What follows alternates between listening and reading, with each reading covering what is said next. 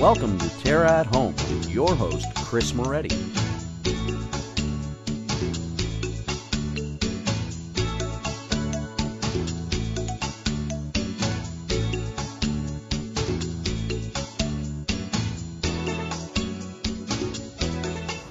Good morning and welcome to TERRA at Home. This morning I'm joined by the TERRA landscape coach once again, Laura Bittner. Thanks for being with us, Laura. Not a problem.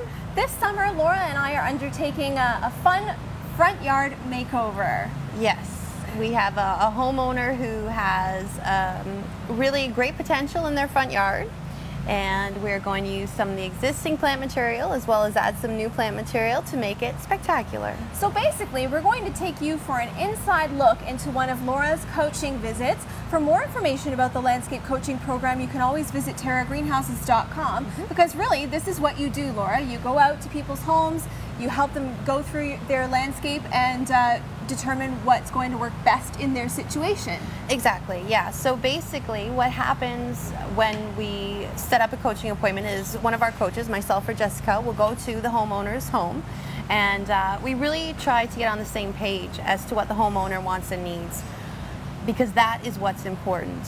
Oftentimes people will say, well, you tell me, but it's not my garden and I want people to be happy with the end result. So let's talk about what we're going to do in this specific instance. Yes. You've visited this home already. You've come up with a plan. Yeah. Let's talk about some of the main elements. Where do you begin when you get to a site in assessing what will work, what won't, and working with the existing material? Basically, with the when we get to a home, you look at the sun, if it's sun or shade or part. You look at what is existing, any challenges that might occur, such as in this particular instance, there is an air conditioner right under the front window. So we want to kind of mask that, but at the same time have it really drawn into the other elements of the garden. We want to add some height. We want to add some all year round interests like evergreens, color, and then of course the shape of the garden, if it's coming down the driveway.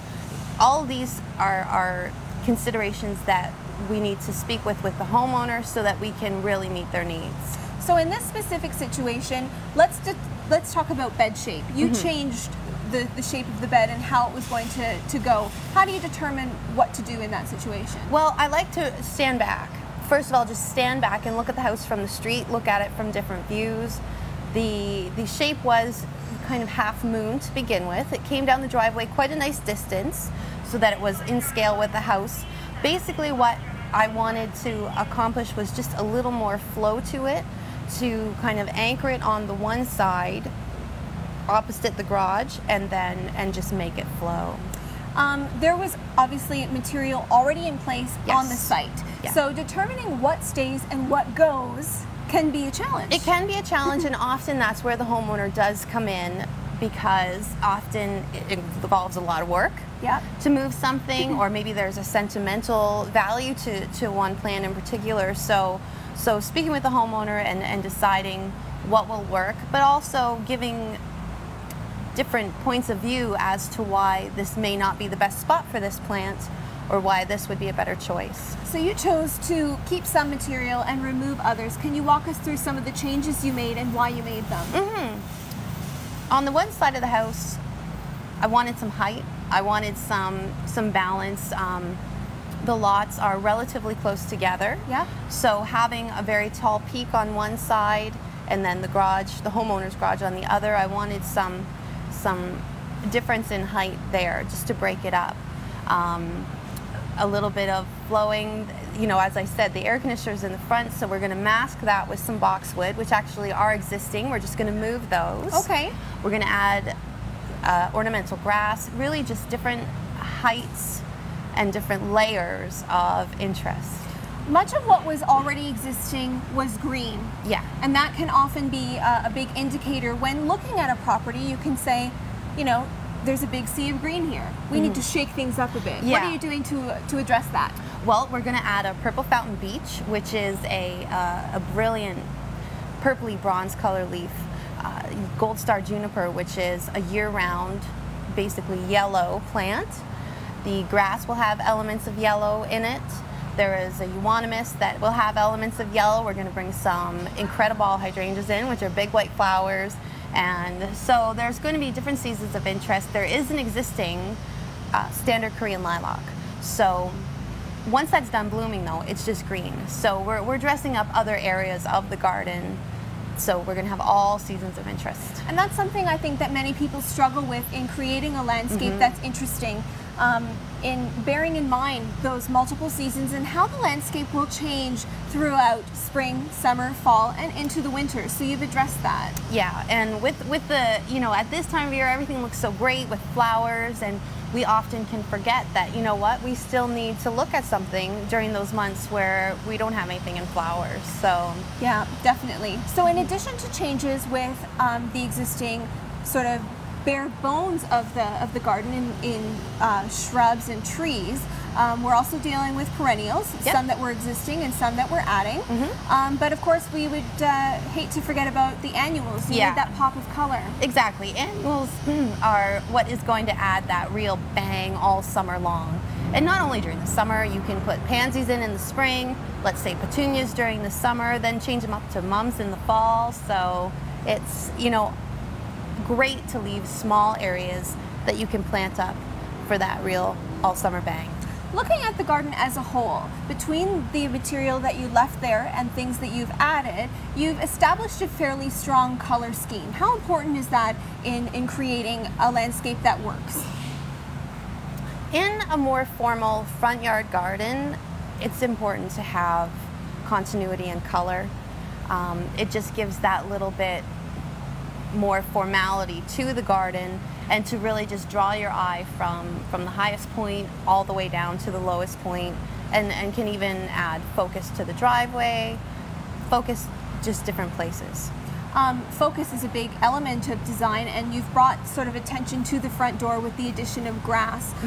Height, texture, form is a great way to sort of welcome people into that home by drawing attention to the front door. There are lots of options to do that too. In this case, you've used a grass, but a standard, something interesting, can also do that same thing. Oh, definitely, yeah. There are many different ways to achieve it.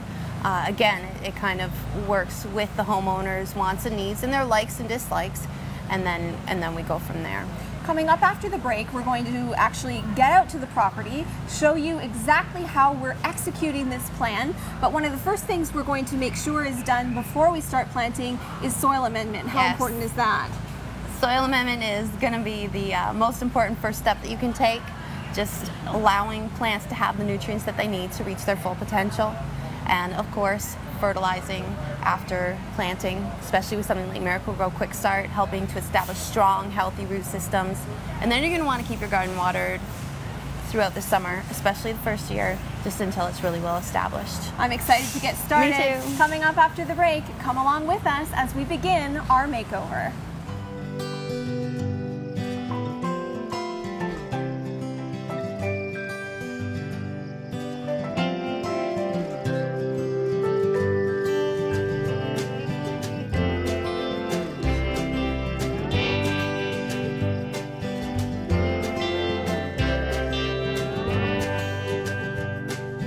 Come and explore the new Terra, where color lives. When we first bought the house, the lawn was nothing but brown. So I called my father-in-law. You know, he's really good with the lawn. He knows exactly what to do. Well, I told him, you're Scott's turf builder. He said, well, I got this other stuff. And I told him, take it back to the store. But some brands have filler like sand and gravel, stuff you don't want on your lawn. Scott's turf builder is pure food. Every granule's 100% nutrition. You get what you pay for every time. You see what happens, Tim, when you listen to your father-in-law? All food, no filler. That's the Scott's advantage.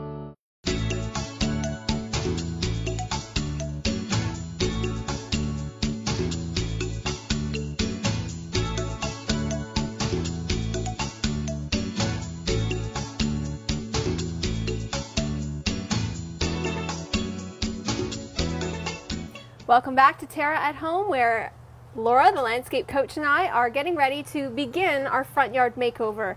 We have gone over the plans, and we've got quite a few things that have been done for us already. We've removed some of the existing plant material, and now we're going to get ready to begin executing our plan in giving our newly moved boxwoods a bit of a haircut. Something about redesigning a landscape, Laura, like we've done with reworking an existing garden, is reusing some of the plant material, taking some others away, and you don't need to be afraid to do that. You don't have to wait until something dies or anything like that to remove plants, because basically your landscape should just be an expression of yourself, and you can feel free to redesign with different elements. Yeah, definitely. And moving plants, really, it's not that hard. You know, it's a little scary at first, but it's not that hard. You simply get as much of the root ball as possible, put it in its new home, keep it watered, and really everything should be fine. So we're getting started with the boxwoods behind us. They've been moved to surround an existing air conditioning unit, which we're trying to mask, and we're going to basically give them a little bit of shape. They've been overgrown a little bit, so we're trying to give them a bit more of a uniform look, and they'll provide a beautiful backdrop to the rest of it. Is there any special trick to what we're going to be doing? Well, we want them to be uniform, so kind of choosing as best as possible the lowest one and then working your way over from that is a good place to start. And really just keeping a nice even cut, using the hedge trimmers, something like this. Often you can use electric ones as well, would work fine, but I find you can get more precision with these hand ones. So we'll be trimming up this boxwood, and after that we're going to begin placing our plant material. We'll talk about that in just a second. Give it a nice trim. Try to make it as even as we possibly can, and in often cases we should just brush off what we've just cut off, and you can see all that nice green new growth.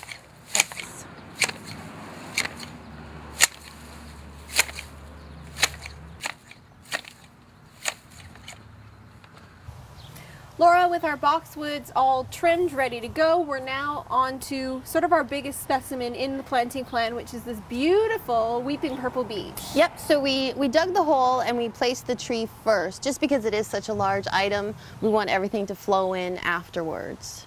So keeping in mind the size of the tree that it will be when it's full grown is key when we're placing the tree. Let's talk about the hole itself. Yep. We've dug a hole that was bigger than the root ball, but we're going to keep the tree at the same height as it was in its pot. Yeah, you don't want to bring the soil up above the level that it's already at in the root ball, so this size hole is perfect. And when you get your tree, it'll often have kind of a ball and burlap is what it's called. So what we want to do is just stitch off some of these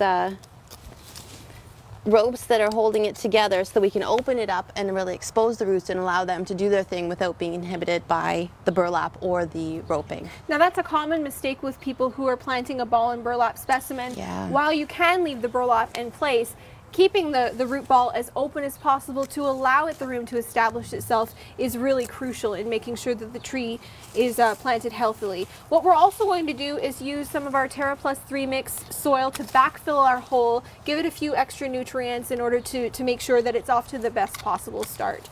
So Laura, with all of that done, all that needs to happen now is to actually physically move the tree into place and get it in there. Yep.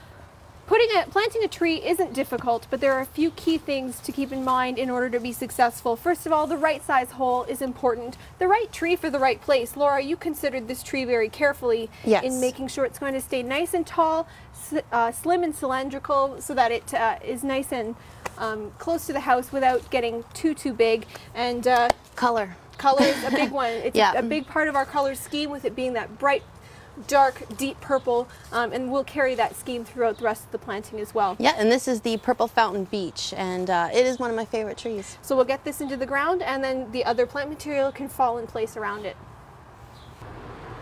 All right, Coach, we're getting things done now. We've got our boxwood behind us trimmed. We've got our tree planted, and now what we've done is pre-place all of the remaining plant material in our design, as far as nursery stock and perennials are concerned, in the pots in the places where we've put them on our design. So putting things down in advance of planting is sort of our way of making sure everything's going to visually jive before we actually start digging holes. Yep, I always recommend people do this and then step back, step away from it, look at it, see if there's anything that needs to be moved just 6 inches. You know, sometimes you get it in the ground and you look at it and you're like, oh, it's just over a little bit. So I always recommend doing this. So final adjustments as you're following your plan can be made when you do this one very simple but important step.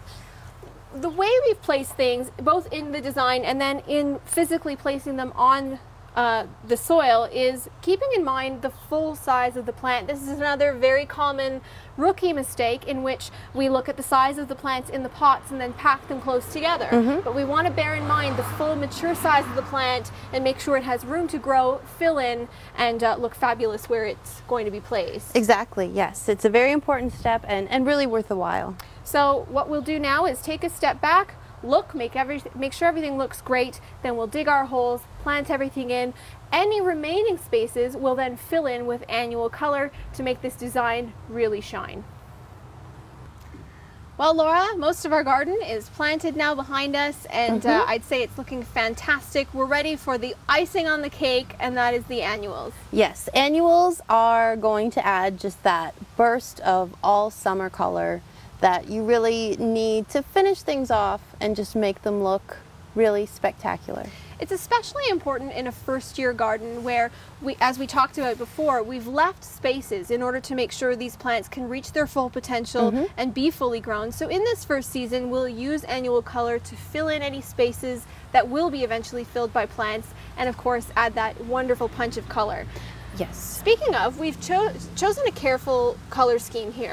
Between the plants behind us and their blooms, as well as the white variegation of hostas, that sort of stuff, we've echoed it with white petunia. Yep. And then we've taken a beautiful, bright magenta petunia as well to complement it and really bring the whole thing to life. Yes, and the homeowner actually already has some coleus in planters, so the purple of the petunias really echoes in the coleus as well. Choosing annuals is an easy thing. You want to make sure to keep your conditions in mind. Because we've got full sun most of the day, we've chosen annuals that really thrive in full sun and will tolerate the heat as well, and they'll fill in beautifully, making this landscape look simply spectacular. Yes, definitely. So we'll start digging in with this, get everything planted.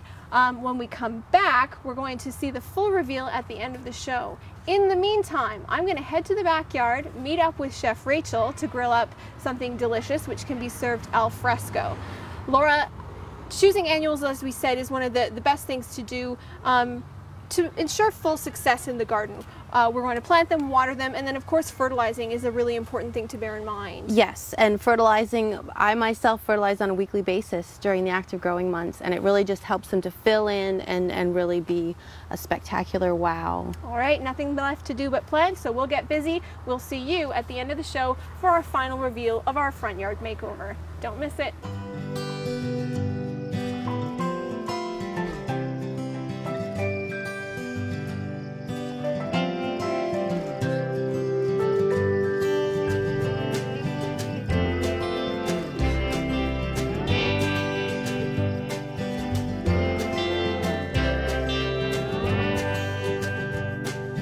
Come and explore the new Terra, where color lives.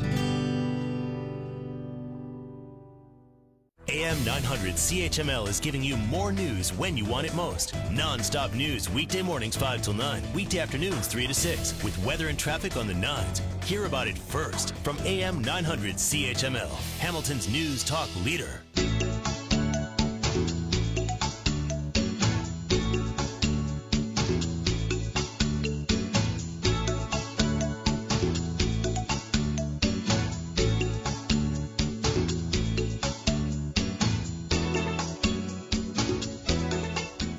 Welcome back to Terra at Home, where I'm now joined by Chef Rachel in the backyard, ready to do some grilling. How are you doing, Rachel? I'm good, Kris. How are you?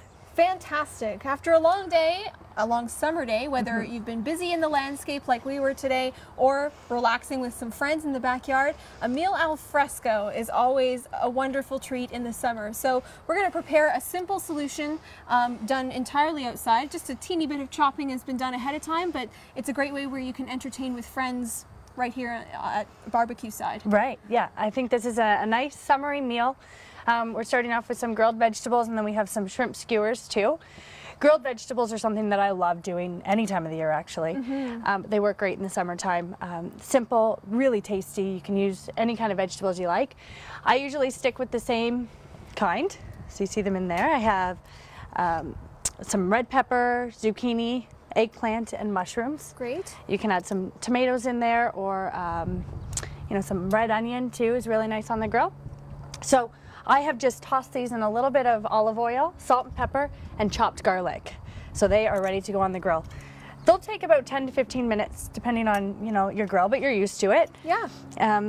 And so we're gonna get those started first, and then we'll make the rub for the shrimp. Great thing about grilled veggies is it's a really simple way to get your veggies in, of course, and you can use whatever's on hand, whether you pick something up at the market or you're pulling something out of your own garden.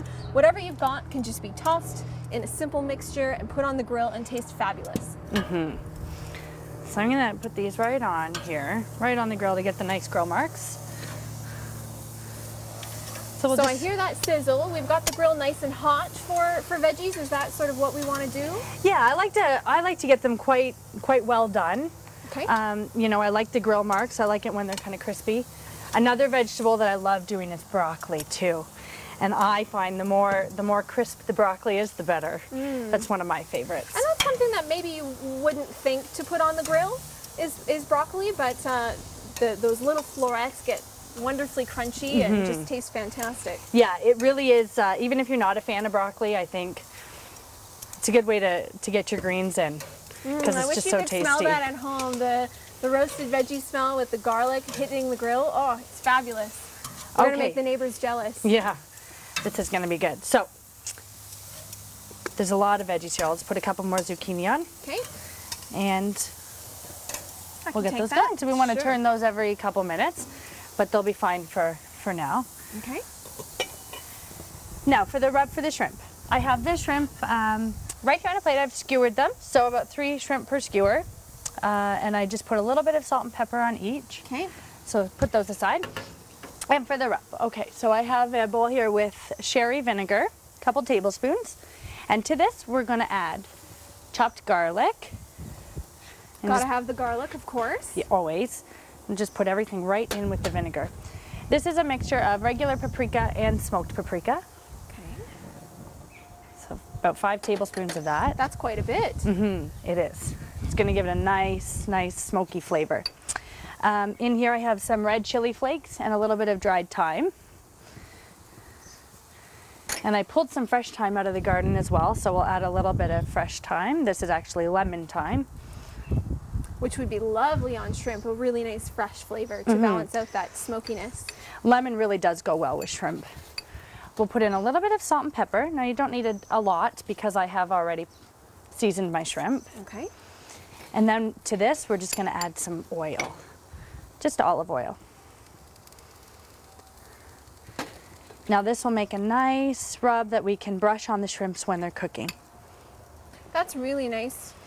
Is there a rule for making a rub or a marinade? You've got, so you used a vinegar and oil and then a mixture of seasonings, herbs, that kind of thing. Is there a ratio we should stick to as far as vinegar to oil to make sure it works well? I always find that 3 to 1 works well. So 3 oil to 1 vinegar? Yes. Okay. Yeah, and that's approximately what I did here today. But you can, you know, you can do it and test whatever suits your liking. I like things a little more vinegary than most. Okay. But that's a good, you know, guideline to stand by. So this is looking really nice. This is going to have a little bit of a nice spice to it. And it's nice to whisk things grill side like this, where we're preparing it just as it's about to be used, that we've got the oil nice and emulsified, it's ready to roll, and we can just brush it on as we go. Yes, exactly. Now, I'm going to pour a little bit of this in here just to reserve for serving. We can actually use this marinade to dip our shrimp in when they're all done. That's if you don't find it spicy enough. But you don't want to be using the same marinade that you're brushing the shrimp with. Right. Because the shrimp is raw. So we're ready to go then. We're ready to go. Put the shrimp on. So you've got these just on little bamboo skewers. Yep. That's nice and easy. We'll just turn this side up a little bit. Now shrimp don't take long at all. When they're pink, they're all done. When they're pink throughout, so it'll probably take anywhere from maybe 4 to 5 minutes total. Okay. Okay, great. Thank you. And there's your brush. Perfect. This looks good. Shrimp, because they're so quick, like you said, are a great solution for when you're entertaining, or perhaps like we were today doing some work in the garden. If you've got someone with a few minutes to spare just to set aside some time for the grill, they can be done really quickly. And with a nice simple marinade like this, absolutely delicious and fast. Yes, that is the great thing about shrimp that I love, is it, you know, it's healthy for you, it's quick to prepare, quick to cook, makes for a really nice summer meal. So by the time I have the marinade on these, probably be almost ready to turn them. Great. But maybe I'll take the tongs and turn the veggies, see how they're doing. Great. Of course, as always, you can find this and all of Chef Rachel's recipes online at TERRAgreenhouses.com. We did a nice simple meal today, but for this marinade recipe specifically, you can look at that online. And of course, as Rachel suggested, make any alterations you might like with the fresh herbs growing in your garden. We're going to finish up on the grill here. When we come back, you can see our finished front yard makeover on Terra at home.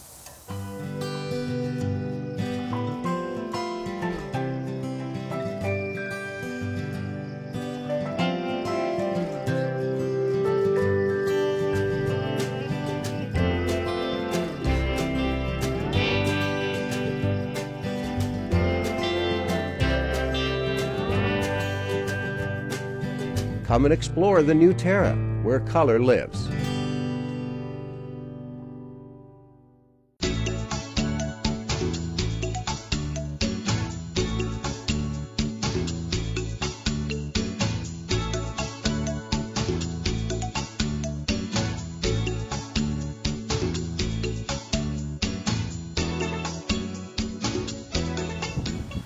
Well, Laura, there's nothing I love more than a good makeover, and I think this has been a fantastic example of that.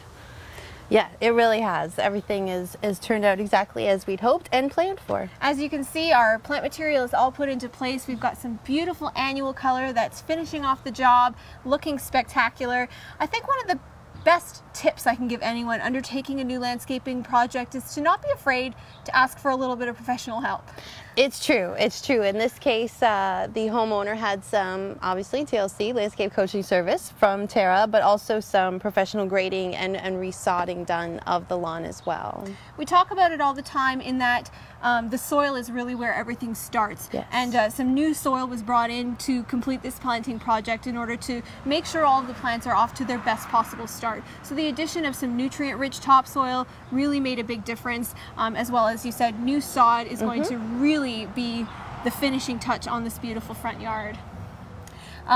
So to take care of everything, of course, we've mentioned through the planting that, of course, water is going to be key in keeping everything healthy. Newly planted material needs to be watered very regularly. Very regularly. You want to be able to establish good root systems. So, you know, if we're not getting any rain, it's not uncommon to be watering every other day or every third day for newly established gardens, but also using something that will help to quicken the root establishment, like Miracle-Gro Quick Start, in your waterings as well. Of course, for undertaking your own landscape makeover, whether it be front yard, backyard, side yard, or even a vegetable garden, the TERRA Landscape Coach is a great place to start. And for more information about that program, as well as fresh ideas like Coach's concepts, you can visit www.terragreenhouses.com. Once again, for our fabulous makeover that we did here, choosing the right plants was what you were there for, Laura, in putting a plan together that involved seasonal interest, color scheme, and flow through the garden area. And how that pulled together, I think, speaks for itself. Yeah, we've got the boxwood and the juniper for all year color. We've got the purple fountain beech, who even when he loses his leaves, his skeleton will still add something really to look at during the winter months. The incredible hydrangeas get these massive heads of white flowers that last basically all through the summer. We've got some iris in there for spring color. Euonymus here that actually was taken from the backyard, and we brought him up front, so he'll be here all year long too. So lots of things going on, and of course the Stella d'Oro daylilies. We spoke of those earlier, but you can't go wrong. That's for sure. Thanks for all of your help with this project, My Laura. pleasure. And join us next week for more great tips and inspiration from TERRA at home.